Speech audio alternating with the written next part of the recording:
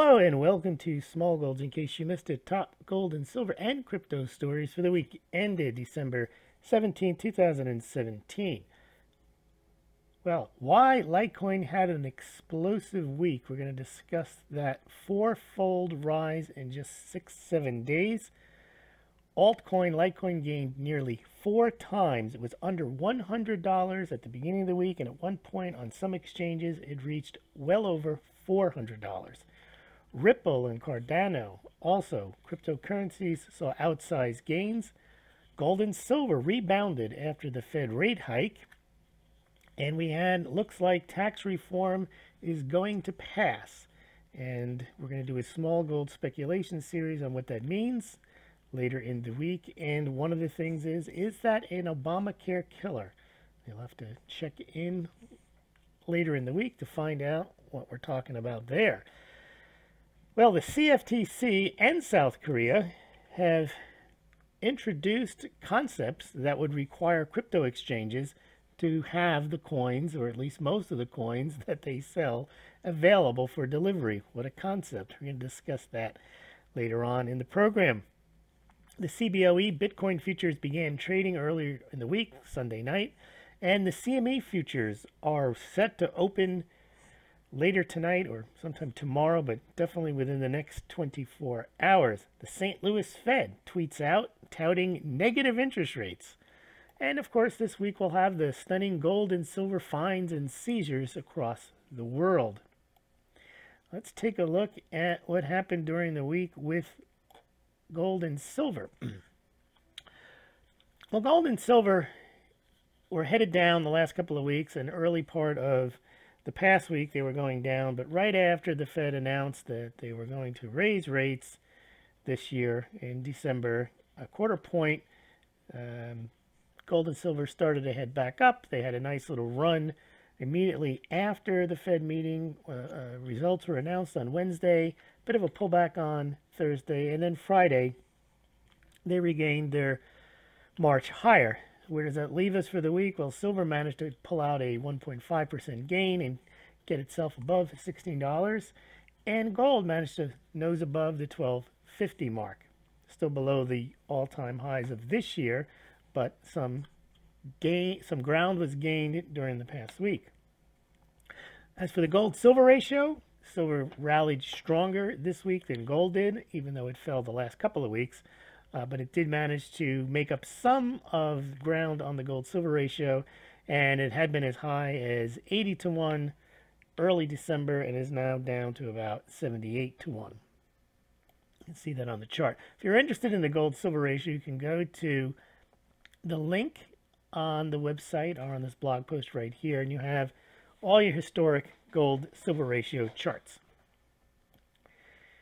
All right, let's check out Litecoin. Well, first of all, before we get to Litecoin, the Bitcoin futures launched, and prior to the launch of the Bitcoin futures, Bitcoin rose. After the futures, they rose. Now that we have the price rose. Now that we have the CME futures coming up, the price is rising. So far, it doesn't seem like the futures trading now on Ledger X and now on the CBOE has had really any impact on the price of Bitcoin. Although, as we're going to see, it may have had an impact on the price of the altcoins, which are not subject to a futures market. Perhaps a lot of money went into those coins from Bitcoin, and money continued also to go into Bitcoin. So the crypto ecosystem is getting more money in it, and also a lot of the money in the system does move around in trading pairs from coin to coin. And we have seen a lot of the Litecoin rise wasn't just from new money coming in, but was from people selling Bitcoin and buying Litecoin. All right, so let's take a look now during the week. Now, one of the things we have to understand about these Bitcoin futures, the CME group and the CBO group, they are not futures where there's a delivery option. They're all cash settled. So basically, it is just gambling. And I wrote here, you'd have to be a degenerate gambler to buy CBO Bitcoin futures. And I'll say the same thing about CME futures, because you're only buying a position about where you think the price is going to go. It's basically a bet which with no delivery option whatsoever. The problem I have with that is obviously people can bet on it, but what they can do, they can manipulate it probably even more easily than if they were directly on an exchange like the CME Comics, and they could buy the futures, but they'd have to deliver what they had. In the way it's set up now, instead, they can buy the futures long or short, and then go on a few of the unregulated exchanges. Well, no one knows really who they are. At least the regulators don't know who they are because they're foreign exchanges. And they can buy up or sell, depending on whether they're long or short, Bitcoin. They can do that on the exchanges and in effect effectuate a positive outcome for themselves. So if they want to go long Bitcoin, they buy the long contract, and then the next day they go out and for the next week, they just buy up as much Bitcoin as they can on the exchanges. That causes the price to rise, and they cash out on their Bitcoin long futures. So I think it's actually a disaster to do it this way. It's not it's probably even more easily manipulated than when you have a delivery option like they do on gold and silver. Because here now, at least when they do it on gold and silver, you can, if you wanted to do an investigation, you can see who the potential players are and what trading they were doing. But here, you can only see what trading they're doing, but you can't see whether they're buying Bitcoin or selling Bitcoin elsewhere. And of course, we're going to get more of this Bitcoin futures. Interactive brokers, we're going to see last week, so many companies announced they would settle futures. There's other companies going to provide futures. NASDAQ's going to provide futures. And then, of course, eventually it'll slip into some of the more highly traded and volatile altcoins like Ethereum and Litecoin. But CME Group is getting ready to roll the dice here. They're coming out tonight with their futures exchange. We'll see how that goes. Here, Ameritrade to allow Bitcoin futures trading on Monday. So we're seeing all this futures. And basically, this ties into my view that government and banks are not trying to stop this. They're trying to capitalize on this mania. They like the idea that this is thin air. This is a banker's dream. Thin air trading on stuff that you don't have to deliver. There's no storage. It's basically digits on a screen, and they know how to manipulate that. So I don't expect, I mean, the government loves this too, because if they want to move you into a digital world, they want to track and trace and tax what you do. So for those people saying that this is a big scam to get you arrested, they're going to shut it down. I don't think so. I think it's something that they want to roll out, and they figure the easiest way to get people interested is to give them a profit incentive, and many people are taking up on it. There is somewhat of a mania. Here we go. When does the Litecoin casino open? The Bitcoin casino in the futures is already opened, and I think you're going to see more. Now, Litecoin rose an astounding move. These are moves that you don't see. You didn't even see in the .com. You just don't see them. And the reason for Litecoin's move was the founder of Bitcoin was basically a cut and paste of the Bitcoin code, Litecoin. He was on television twice. You've got these Bitcoin futures, and Litecoin is not involved in futures. For those people worried about manipulation, they just moved over to Litecoin, as we saw. Now, there is a favorable side-by-side comparison with Bitcoin because Litecoin is actually, in many respects, the same as Bitcoin, except it hasn't gone through the drama and the forks of Bitcoin. In fact, it is itself a fork of Bitcoin.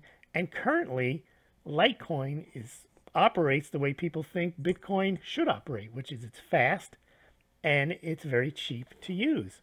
So for those people who are kind of turned off by Bitcoin, they hear that it's slow, they hear it's expensive, and then they see on their Coinbase account Litecoin, they do a quick bit of research, and they say, oh, this is better, and look, it's only $100. Well, now it's $327, but still, now it's only $300. In fact, there's so many stories out there about people, I bought Bitcoin when it was $300. Yeah, now it's $20,000. So the psychology here is, well, you can buy Litecoin at $100. Well, now you can buy it at $300, and that's like getting in at the ground floor. And you have this mania, and that's how you can explain this, that if Bitcoin is worth this and Litecoin is cheaper and Litecoin is conceivably better, How could you lose? Now, I'm being sarcastic there, but that's the mentality. And then you can look at the numbers. You say, well, Litecoin was made to be like silver to Bitcoin's gold, and Bitcoin has 21 million coins and Litecoin has 84 million, so that the ratio should be only 4 to 1 instead of 100 to 1 or whatever it is right now. Actually, I'll tell you what it is right now. And well, that's not the market cap, but that's just if you multiply the value of the Litecoin number of coins versus the number of coins of Bitcoin, that ratio is 4 to 1. But right now, if you just do it on price, if you say that Bitcoin is worth $19,000, this is on price, not on market cap, and Litecoin is worth 325, well, that's a 58 to 1 ratio. That's far higher than the 4 to 1 ratio. So Litecoin at one point passed Ripple, and then Ripple went on a Ripple rage and hit past Litecoin, and both of them are worth 17. I think Litecoin is worth 17, 18 billion. Ripple is worth like 28 billion. They're just worth a lot of money now, a lot more than they were just 2 weeks ago when they were in the single-digit billions. Here earlier in the week, Litecoin first top 200 in Turkey. It's since passed 200 on every exchange and even 300. And then you had during the week, Forbes magazine, Litecoin continues explosive growth. This is just adding fuel to the mania. Here you go, Forbes again. Litecoin hits latest all-time high. Then you got your crypto hippies doing the levitation dance.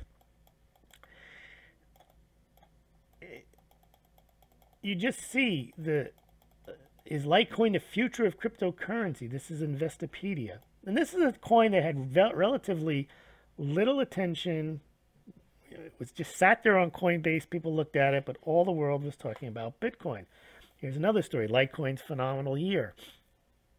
And another one. This one's in Business Insider. This is a good point.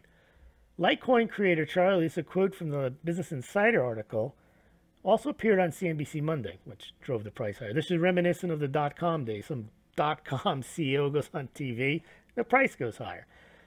Possibly fueling interest in the obscure cryptocurrency. Now, those that are in cryptocurrency, there's nothing obscure about Litecoin. To the man on the street, all they've heard about is Bitcoin.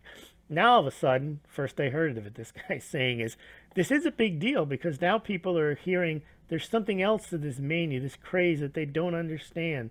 Is this Bitcoin? What is this thing? And Bitcoin went from $100, 0 to 20,000. How do I get that? And that's what Litecoin looks like. Then Forbes again. Why is Litecoin price going up? And the volume of Litecoin trading went up 7 times in the last day. It caught a bid and it just drove higher. Now, well, will it last? I don't know. I wouldn't know that it would have gone up 4 times in the last week. How long does the mania last? I don't know. People insist they know. It's going to crash. It's a bubble. It's tulips. Or I don't make predictions on that stuff. I don't know what it's going to do. Here you go. Money on CNN. Litecoin prices surge on cryptocurrency exchange Coinbase. Here's the creative of Litecoin, Charlie Lee. Going up 100-fold in a year is unheard of even in the crypto space. This is the price of Bitcoin, the volume, the percentage that it's gone up in 2017. Over 100-fold, 103. It's, what is that? Plus, that's 10,303%. Here, Time Magazine. Remember getting on the cover of Time and Newsweek was a big thing for Bruce Springsteen? Well, not that Time Magazine matters anymore, but here's Time Magazine saying, what is Litecoin and why is it beating Bitcoin this year? Litecoin rockets ahead. This is Forbes with the 73% 7-hour bull run. Business Insider, Litecoin's record week keeps going. This is all designed. This is people FOMO, fear of missing out. People just jump and they have no idea what it is. They hear a little positive thing about it and they're all over and they're buying this. Here, CNBC, Bitcoin, Ethereum, and Litecoin are going absolutely crazy.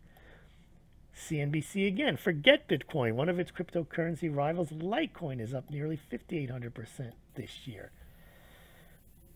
CNN Money. Move over Bitcoin. Here comes Litecoin. Litecoin prices surge on cryptocurrency exchange. This, everything, independent. This is in the UK. other cryptocurrencies like Litecoin are fast becoming the new Bitcoin. And that is a hype story. If you, whatever the next Bitcoin is, that's what people want. Let's meet, here's the Sun. This is a tabloid in the UK. Let's meet Litecoin, a new contender of the cryptocurrency scene. So now you got your punters. They're making Litecoin to be a very popular overnight success. Then what does Twitter do? I used to look up stuff, to make these little GIFs. You just, on Twitter, you just hit the GIF and you type in Litecoin. I think there was one Litecoin image that you could use. Well, Twitter caught on to it. Now they've beefed up their Litecoin library, and there's all these types of things with the Litecoin going up the roller coaster, Litecoin going to the moon. So it's definitely a mini craze. How long it lasts, I don't know. It could go back down to whatever.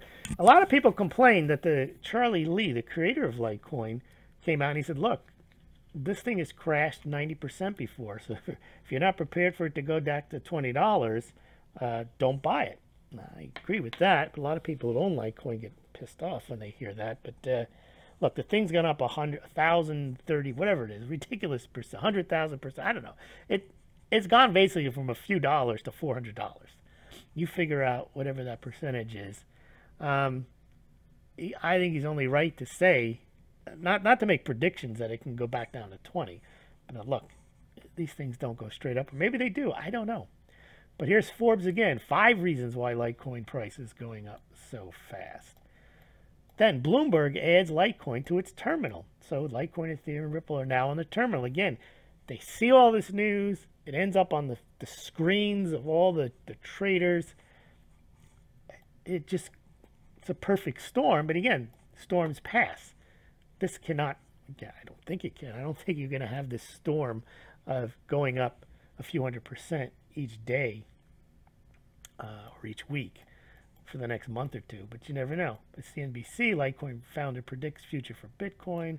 Why is here's International Business Time. What is Litecoin worth? Why is the price skyrocketing? Here he is, Charlie Lee on Squawk Box in Asia. There's your Bloomberg terminal. It's just there. Look at it, Litecoin on a Superman jacket. You couldn't get better press for a bubble than this. Here are Bitcoin's 4 closest rivals. This is the Telegraph in England. They list Litecoin, Bcash, Ripple, and Ethereum.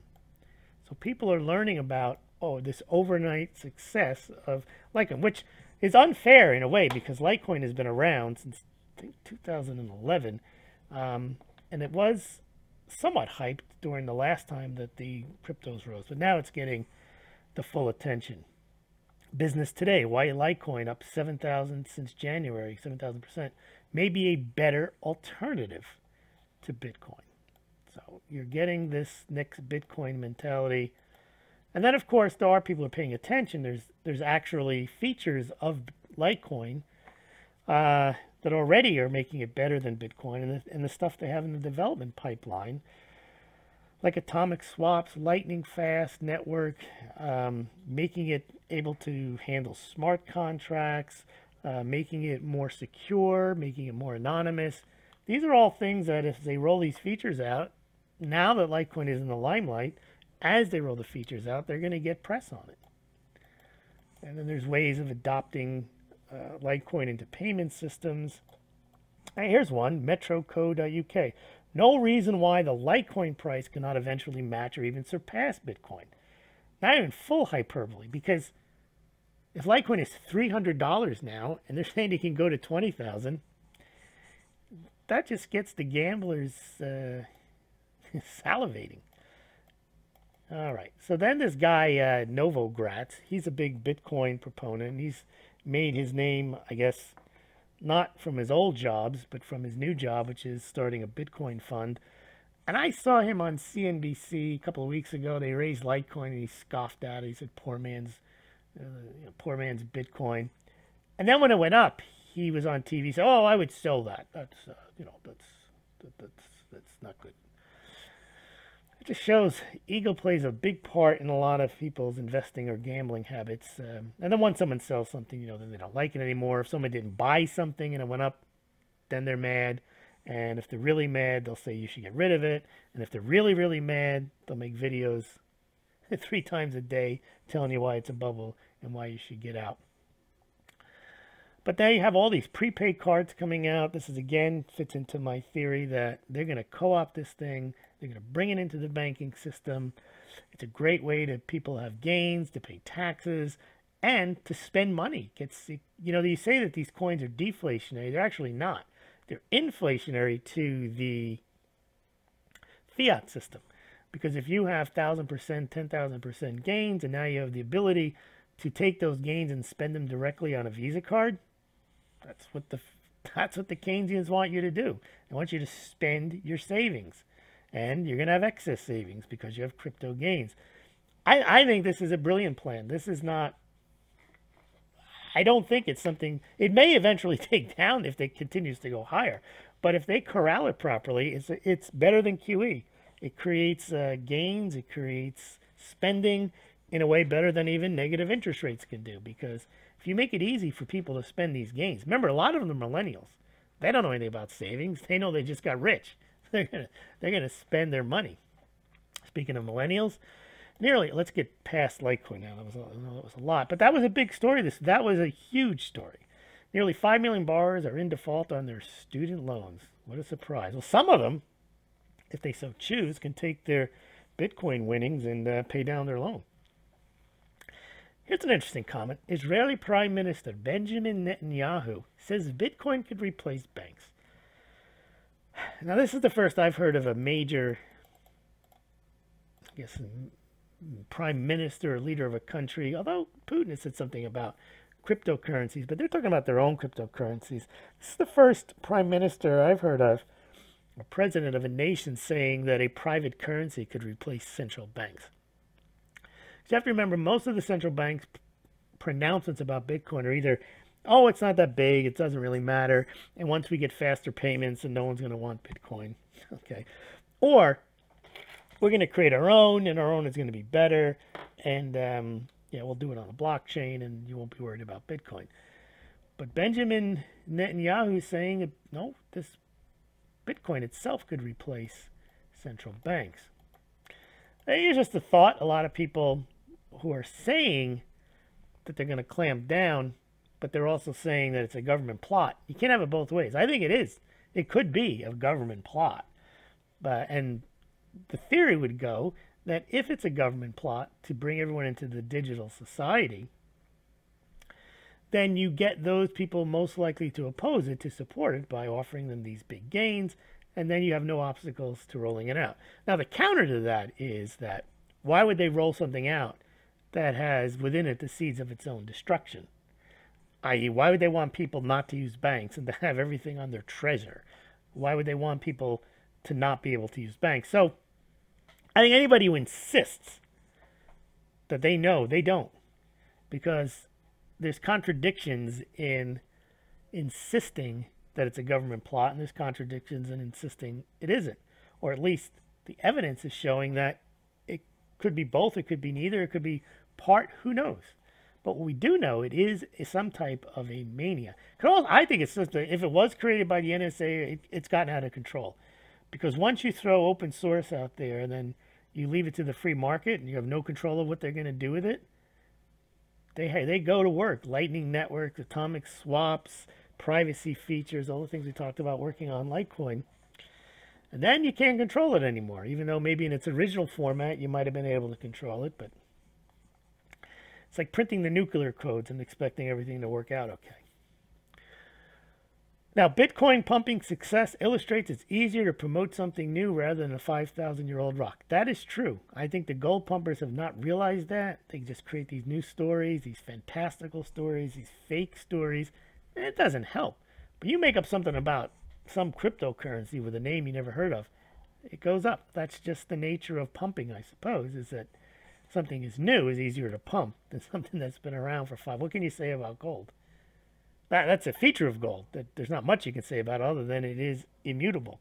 it is precious, it is useful, and it is rare. That's it. There's not much you can pump about that, but they try anyway. Here's a guy selling his one-bedroom condo in Miami, only wants Bitcoin.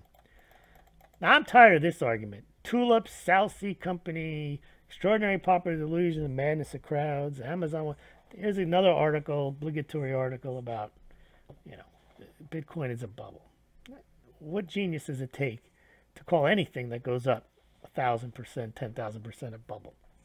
And then to really show off your genius, rattle off the other bubbles in the history, and then say this time is different. Ha ha! No, it's not. Yeah, it's not. But everything that's a cliche because everything is different.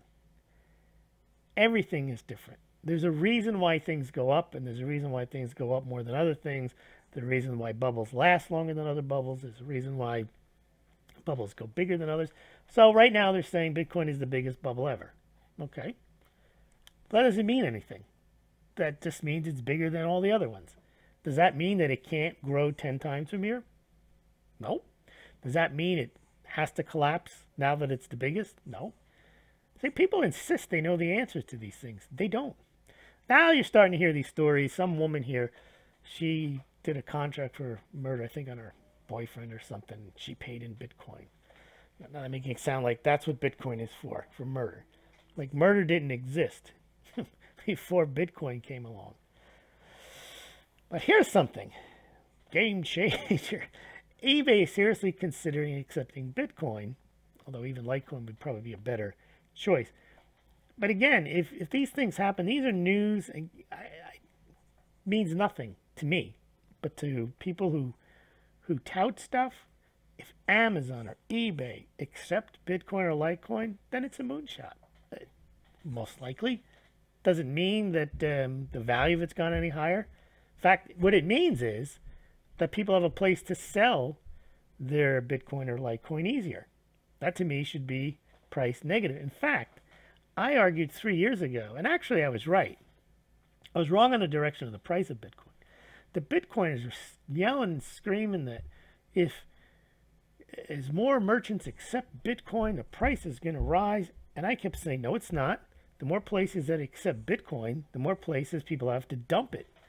And that actually turned out to be true. Overstock and a few companies back in 2014, the price did drop. And the reason the price of Bitcoin rose wasn't because more people or more companies were accepting. In fact, a lot of companies have given up accepting Bitcoin because it's too slow and too expensive. But what that did was it stopped the selling to merchants and it made people hold. And then it became the concept that, well, Bitcoin is like gold, and so you hold on for dear life. You don't spend it. It's not a big deal that you can't spend it because now you're going to hold it. And if everybody's holding it, it has more value because no one's selling it or spending it. I mean, there's some logic to that argument, but that I think is what's happened with Bitcoin is that people are just holding it and saying, well, it's worth something. And, if you had to sell your gold, you have to go through a process. You have to take it out of the vault. You have to go to Switzerland. Whatever you have to do to sell large volumes of gold, you have to have it assayed. It's a process, but that's why it's a store of value in a way. Same with a piece of art. You have Picasso, you've got a mirror, whatever painting you have, you don't just go down to the corner store and ask the merchant for $4, $5, $10 million. You have to have an auction. It takes time to sell. Now, the process of selling Bitcoin isn't that long, but in the digital world, it's the equivalent. Whereas you can sell your Litecoin in seconds, you might have to wait a day or two to sell them on Bitcoin, which may make people think twice about selling and only selling large amounts. And that's where you got this guy. He's selling a condo. He doesn't need the money within the hour. He can wait a few hours, just like you used to wait, for payment of a wire when you had a closing on a real estate deal. So interesting. Now, BitPay is going to use Bcash, and that makes sense because Bcash works faster than Bitcoin. But again, that means that people are going to spend their Bitcoin cash, their Bcash, and they're going to hold on to their Bitcoin because it's not easy to use. So Bitcoin I don't know if they did this on purpose, but by not upgrading the system to make it faster, has created it as gold, as something that you hold. And since there's very little of it, and people want to store their wealth in Bitcoin, and they know it's not going to be subject to a lot of spending, then it makes sense. Now, they're still coming out with this idea. They still want to do Bitcoin ETFs, which I think now it's cart before the horse. They never should have done the futures trading without an ETF.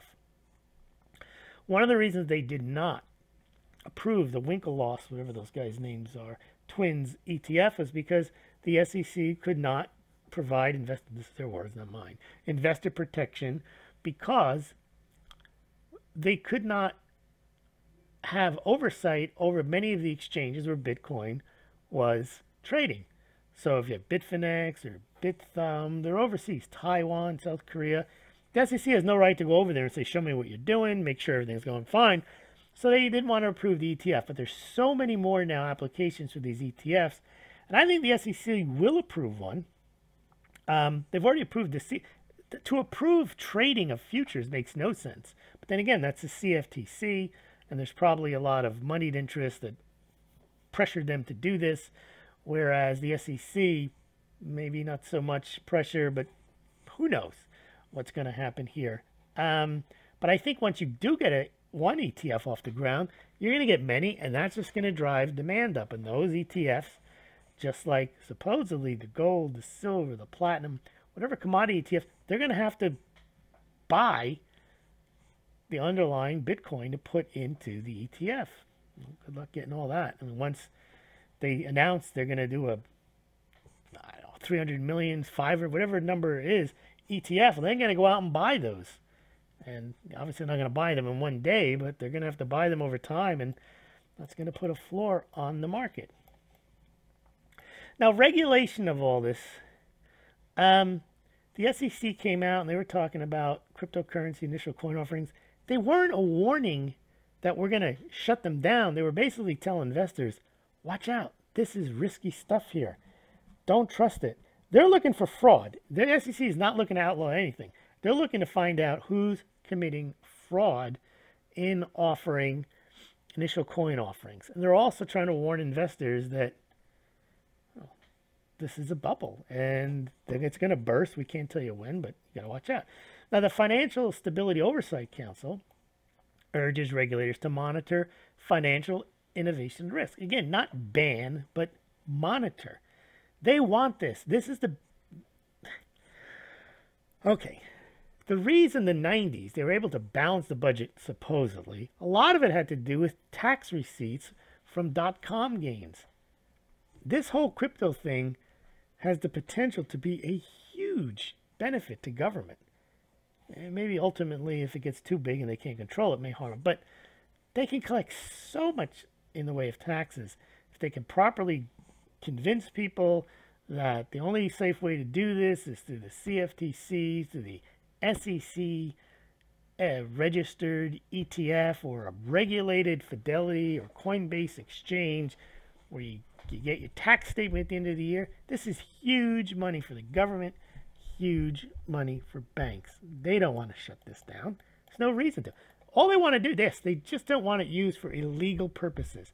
And they'll dedicate resources to going after people using it for illicit purposes, for money laundering, for terrorism, whatever the crime is they will, but they don't want to make everyone into a criminal and then shut the whole thing down. It doesn't make a stitch of sense. This is what they want to integrate into the system. It gives a big boost to the industry and a big boost to the tax revenues. Now, this was interesting. CFTC has this proposed rule that the exchanges are going to have to provide actual delivery. What a concept. You offer to sell something to the public and you don't have it. But that's interesting because they don't seem to have the same requirement for the gold and silver futures, which trade on a fractional reserve basis. And we'll see in a bit. Let's just go there now. South Korea came out with the same thing. Their steps to rein in the Bitcoin frenzy, the people didn't know what it was going to be. And then by the end of the week, they said, ready for strict regulations. Finally, they came out with they want to improve market transparency. And again, this one, what they're saying is you got to have at least 70% of the coins on hand if you're going to sell them. That's a bit fractional reserve, but it's still 70%. So basically, when you buy, let's say you buy 5 Litecoin, 2 Litecoin on Coinbase, and you don't take immediate delivery, they count on that. They count on some people just putting in the wallet, so they just credit your wallet. You've got 1 Litecoin, but there really isn't one there to give you. But if they have enough of them, they have 70%, but let's say 100%, then as soon as you order it, you can take it if you want off the exchange and put it in your wallet.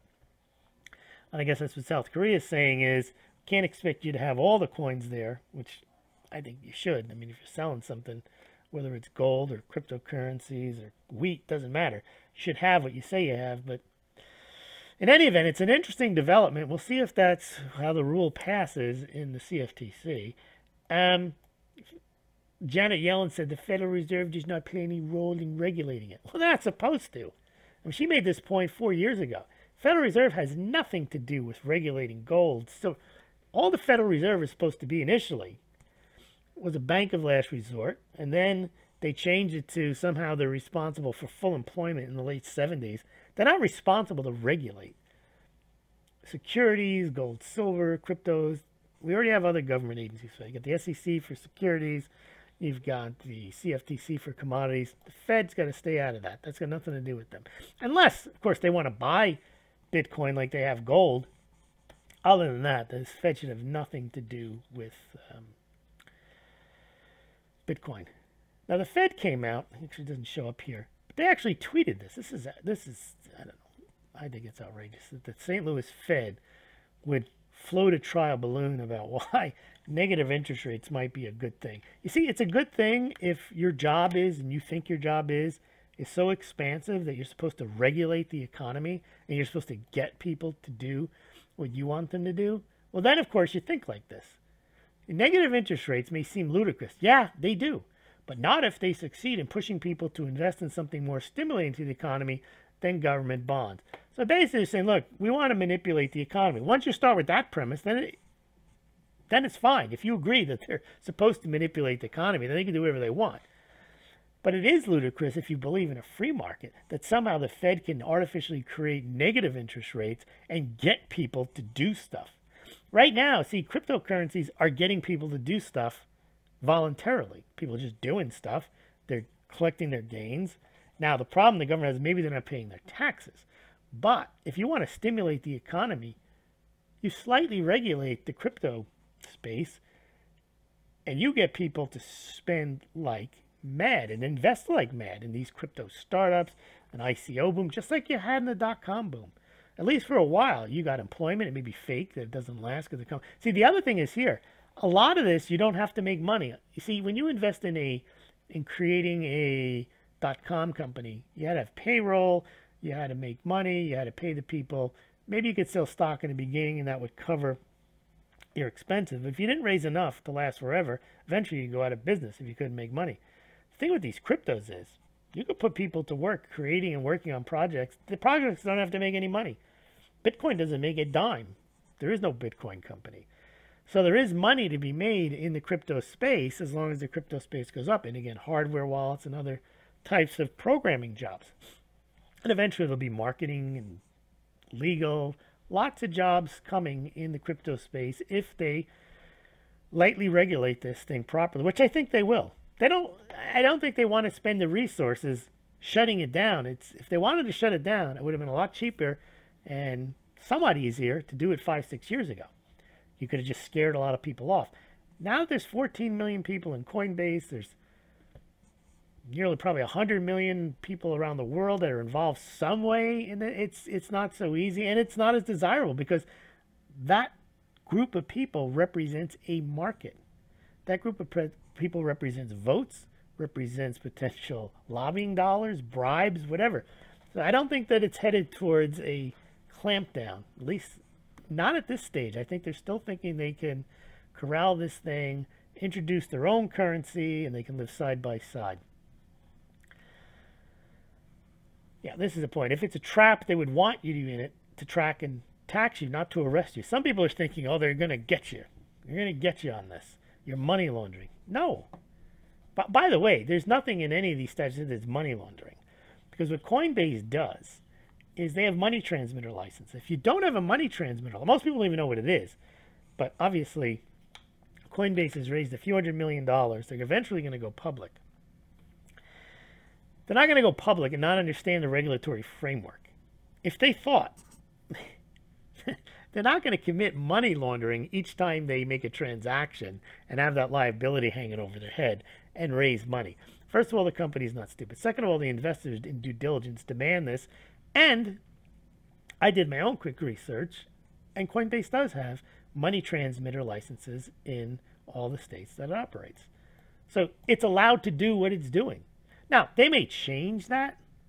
If the law comes out and changes it and says, we don't care what you do, any trading in this is money laundering, that doesn't go back to the time before the law was passed. That's called an ex post facto law, which under the Constitution, it's prohibited. You can't say, well, you were doing something legally for 5 years. We just made it illegal. And by the way, everything you did for the last 5 years is now illegal. No. They could say from this date forward, it's illegal. And again, there's no indication that that's what they're going to do anyway. Okay, there's your South Korea. We already talked about that. Now, Australia, no mention of tulips, but of course, they're calling it a speculative mania. And the thing about a speculative mania is you just don't know how long they last. And one reason you have to say it's different is every speculative mania lasts as long as, and you don't know what it is, pops the speculative mania. So whether it's tulips or South Sea company or .com. Now, the .com, what popped that bubble was the realization that most of the companies weren't going to be profitable. I'll never forget the day it was on Barron's. It said .bomb. And that's when a lot of people said to themselves, what? Why do I own this company? I've had it for 2 years. It's gone up. They're not making any money. Doesn't look like they're going to make any money. And I don't think they'll be able to do a secondary offering. So, might as well sell this now. Yes. Now that took, I would say the .com bubble was from 95 to 2000 early 2000, March. Lasted 5 or 6 years. A bubble can last a week, a month, a year. It could last 10 years until someone wakes up collectively and realizes this isn't worth it. There's nothing, it's not worth it. But we don't know what that, because everyone who's yelling it's not worth it has been yelling that from when the price was 1,000. Nothing has changed. Now it's not worth it at 2,000, 3,000, 4,000. It's not worth it at 10,000. It's not worth it at 20,000. You might still be yelling it's not worth it at 100,000. So that line of argument doesn't work, because that's not what's popping the bubble. Calling it a fraud, that doesn't work. There has to be some realization that makes people say, these things are no good. These things are not worth what they are. People just saying they're not worth what they are doesn't make it so. Japan, this is interesting. Digital currencies will not replace physical currencies. What are they talking about? Basically, physical cash across the world has nearly been replaced in every country. As a percentage of transactions, digital currency has displaced cash. But I guess this is a cut at cryptocurrencies. But now here's something interesting. Switzerland, Swiss National Bank relaxed on virtual currencies. Again, when did governments and bankers not ever see a Ponzi scheme they didn't like? I mean, I'm not calling Bitcoin a Ponzi scheme. I'm just saying anything where there's money and it's out of thin air and it's not illegal, because remember, what's legal and illegal, they decide. And so far, this isn't illegal. And if there's money to be made from it, why would Switzerland be against it? I mean, they buy U.S. stocks. They say, why would Bank of Switzerland care? They don't, apparently. Did you miss the great gold and silver bull market of December 13th? Well, this is a point. Yes, gold went up. Silver went up after they announced the Fed. But it did what it always does. It goes up, a few dollars, then it levels off. And then the rally just gets capped right there. And that's what's happened. We haven't seen any real follow-through. Silver is just barely above 16. Gold didn't rise very much past 1255. So it's obviously they can cap the gold and silver market. Which is interesting is the stock market doesn't get capped. The stock market has just been going up every year for the last 9 years. Electronic waste a new high. We also covered the Perth Mint sales. They were not going to go through that. You can always check that out on the Smaulgld channel, on the Smaulgld site. The monthly sales. We'll have December, but I think the U.S. Mint is finished selling for the year. It looks like they had a very good month for gold sales, but I think that's just topping up inventory. We'll have to see how it goes next year. And silver, I think they ended up selling 765,000 for the month. Not very good. So it looks like the Perth Mint outsold for the year the U.S. Mint in gold, but not in silver. Don't eat these sprinkles, these silver sprinkles. They're dangerous, the FTC is saying. I don't think they're dangerous, but that's not medical advice. It's just my own risk on. I eat them all. I'm sorry, I don't eat them all the time. I've eaten them as a child. I've probably had them in my adult life, but they're saying that these finally, after they've been around since 1903, these silver beads, they're saying now that they're not edible. Okay. I think in California you can't even buy them. Oh, there goes a major source of silver demand, right? All right. Let's see what else we got. Now, just a point on this, I call this the silver religion is dying as its pastors are spending more time bashing Bitcoin than praising silver. This is a trend I've seen.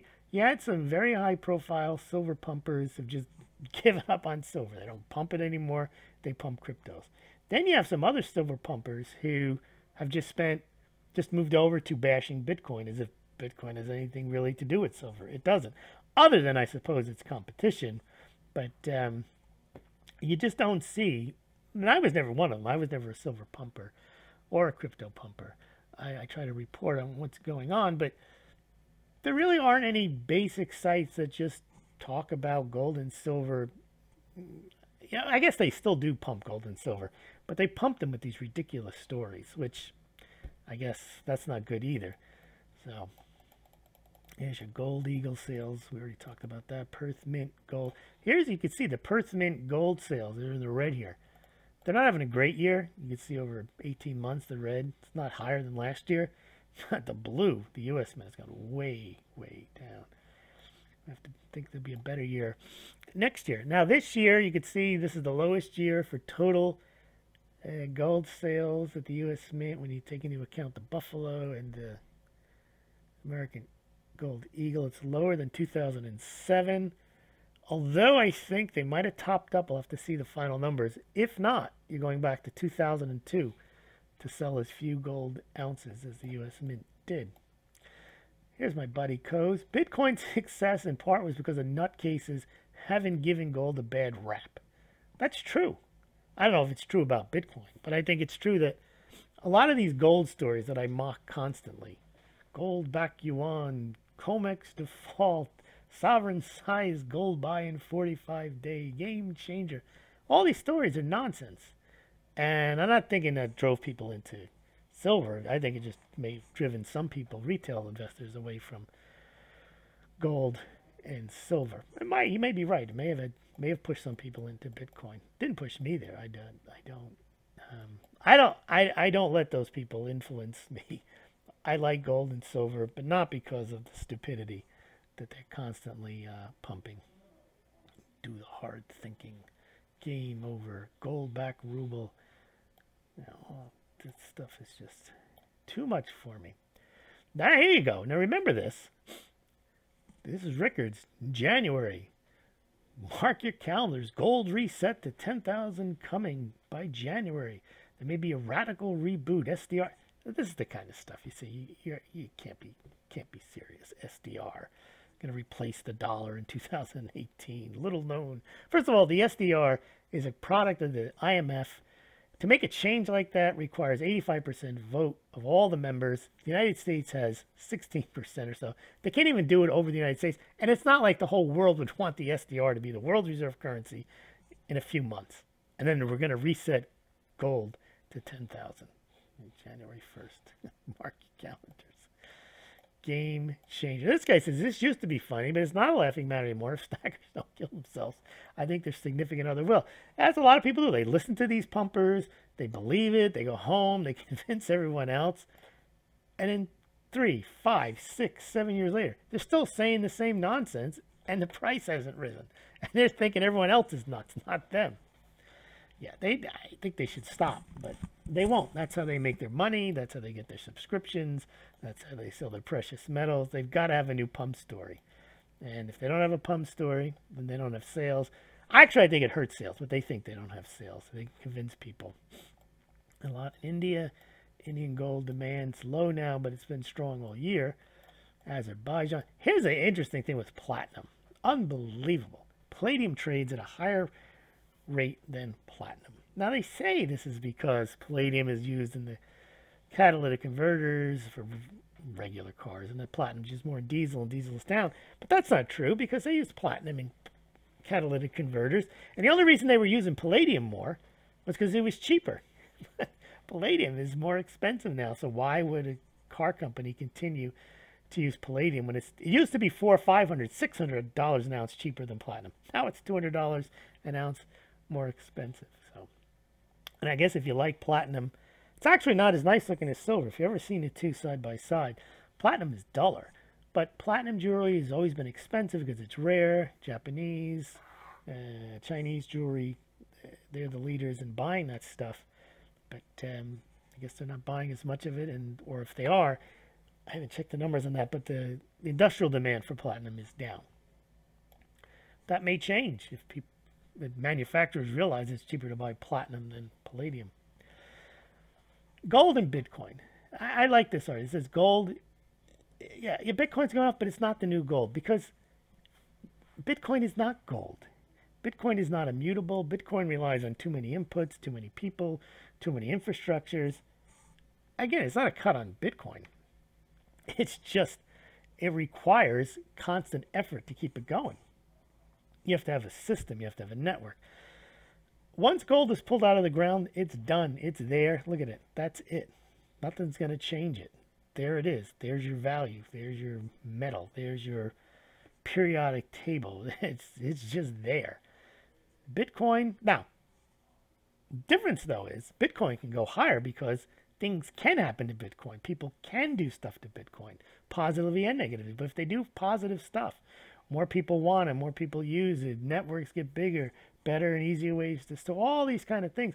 Bitcoin can become more versatile and add more features. Gold can never do that. But again, that's what makes gold gold, and Bitcoin is more like, I say, a company, even though it's not a company, but I'm saying it's more like a company because it has human inputs than gold is, because then it's like gold because Bitcoin isn't just is, and gold is just that. It's gold. Now they're saying Bitcoin's not taking demand from gold. That's Goldman Sachs' point of view. That's nonsense. Not even worth discussing. Gold pumper. So, all right, so here's a point here. This was in Kitco.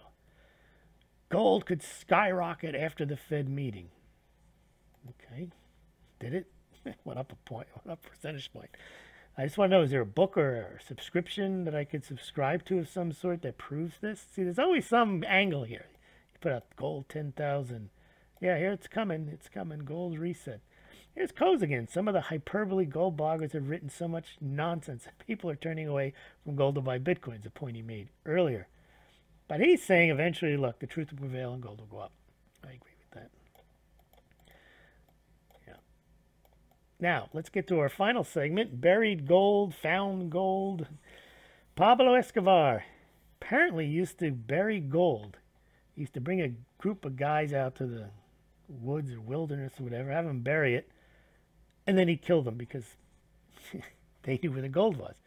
Of course, he died, and I don't think anyone knows where he left all the gold. However, they're saying the CIA thinks they know where $45 million worth of his stuff is. So they're going to try to find that. Mining ban lifted on gold and silver in Wisconsin. That should be a boon towards the Wisconsin mining industry and a black eye for the environmentalists there. Now this is a rare gold Richard III coin found near Bosworth battle site. Sold for 40 large. Look at that. It's a beautiful looking coin. It's amazing. They made all this stuff by hand. I guess they didn't have the full mintage capacity, but they would carve these things out.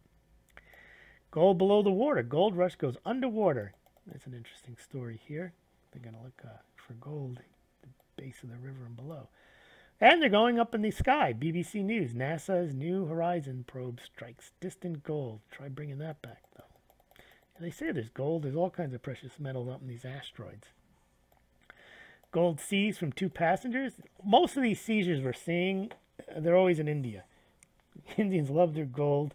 They're pissed off. They got to pay a 10% import duty, 5% jewelry, goods and services tax, if they can get that gold in and avoid that 15%, they go through all kinds of ways of getting the gold in.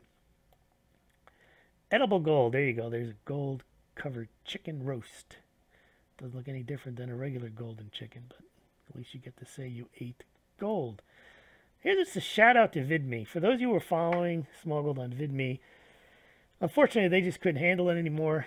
It wasn't Smaulgld they couldn't handle it anymore. It was their economics, and so they decided to close up shop. But one thing they did, rather than leaving a black hole in all the videos I had posted on my Smaulgld site, you start to see this. This video is no longer available. But what they did, very cleverly, this learn more, if you click on that, it takes you to a site that lists where I might have uploaded the video somewhere else. So they're actually driving traffic still to my other sites. They list my Twitter, my Gab, even where I might have posted the video. Very clever, very classy thing to do. Good business. They may come back one day. I think it's worthy of a shout out that VidMe actually did that, because they could have just left you with the black screen of death and be done with it. Now, for those of you who are not Tesla fans or are Tesla fans, this guy was on CNBC and he says, we think Tesla is worth 0. Do you agree? And I did a poll, and you can take that poll on the website and also see the results. Yeah, Yellen, by the way, when they raised rates, 2 guys dissented against the rate hike. Charlie Evans, Chicago Fed President, Neil Kashkari. So interesting, you still got those doves on the thing, on the FOMC board. Yeah, we mentioned this earlier. Coinbase going public. The economy is looking strong. At least that's what Trump is touting, and the numbers under his administration are showing that as well. Now let's do our final run through China. Stories of the week on China. And people say, oh, they like peace and harmony. They just want to trade. They don't want to cause any trouble. Nonsense. So all these things that China is, China to inject 150 billion yuan. They're in total control of their economy. It's totally pumped up. It's all a credit Ponzi scheme. Far more than the EU. Far more than the United States. Even far more than Japan. Here's this guy. How long can BBC reporters stay hidden from CCTV cameras in China? It's a totalitarian state. They're following you everywhere. What does this one say? You know, gold back yuan, peace and harmony through fair trade, end of dollar hegemony. As if China is some peaceful, wonderful, best interest of the people nation. Again, it's not a cut on China. It's just a cut on this people's mentality. They have this skewed view of China, at least the gold bugs do, that it's this wonderful place. Look at this. 42,000 of 619,000 buildings taller than 24 meters have illegally used flammable external insulation materials. Well, that's a disaster waiting to happen. Of course, that was probably part of their building plan, where they borrowed money to build buildings they didn't need, and they figured, well, no one's going to live in them, so why do we care if the outside of them is flammable? What is this one? Game changer gold back yuan. It never ends. Now here's one. Internationalization of the yuan is a farce. Pakistan learns the hard way of the downside of taking infrastructure from China. So it looks like China decides, I don't want to do this anymore. Sorry. So sorry. We're not going to do it. It's just unbelievable the way that economy is run, and people think it's some kind of miracle. Yep. All right. I think we're done here for the week. Thank you very much for listening. Oh, one last thing here. Venezuela. This is the New York Times. As Venezuela collapses, children are dying of hunger. And I still hear people saying, oh, but Venezuela is challenging dollar hegemony. They can't challenge jack. The new cryptocurrency, the petro. Why? Because it's backed by gold, and they're accepting Chinese gold back yuan. Game changer. Venezuela is a huge mess. They're not challenging anybody. I don't care what gold they have, what oil they have, what China yuan they take. This is Venezuela, at least from what I understand. I'm not an expert in Venezuela. I haven't been there. But when the New York Times, who is partial to socialist, is saying that people in a socialist country are starving, I believe them, because they try to cover this up. And I think that does about does it there. Yep. Oh, yes. The edible child-friendly gold-backed crypto Venezuelan petro now available in physical form. Stand for its delivery. As I say, that about does it, and we'll talk to you during the week. Thank you very much for listening.